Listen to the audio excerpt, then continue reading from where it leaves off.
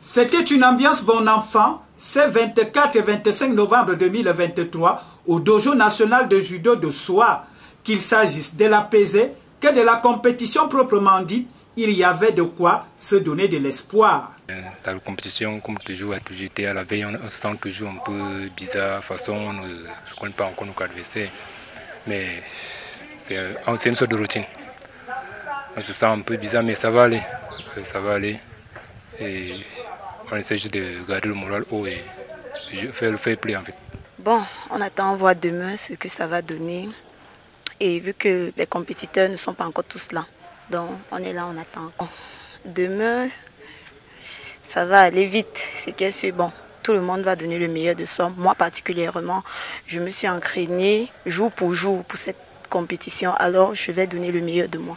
Sur le tatami, la bataille a été rude, difficile mais surtout fructueuse, avec des taekwondoïstes au coup de pied exceptionnel, aussi bien chez les filles que chez les garçons, en dames comme en messieurs. Le satisfait est à son comble pour les différentes parties prenantes.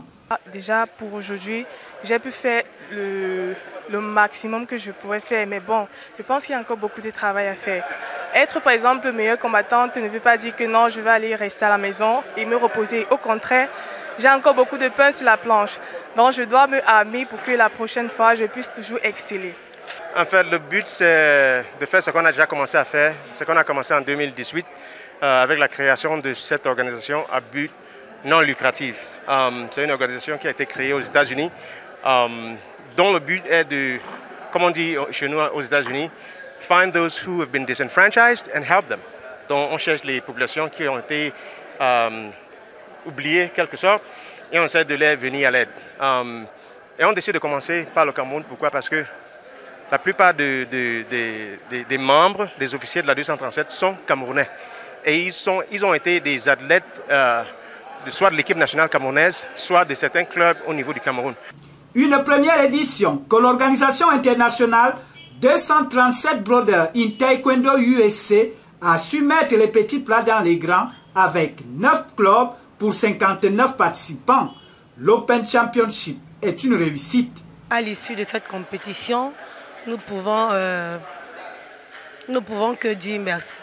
Merci aux athlètes qui ont tenu être là et qui ont brillé sur le tapis, qui ont donné le meilleur d'eux-mêmes pour dire encore, nous sommes avec vous, nous sommes avec l'association et nous sommes des amoureux du taekwondo.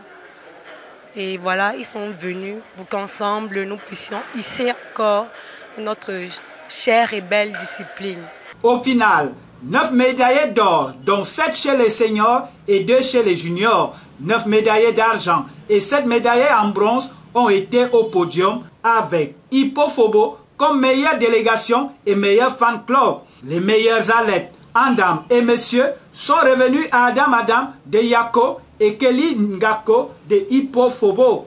Vivement la deuxième édition.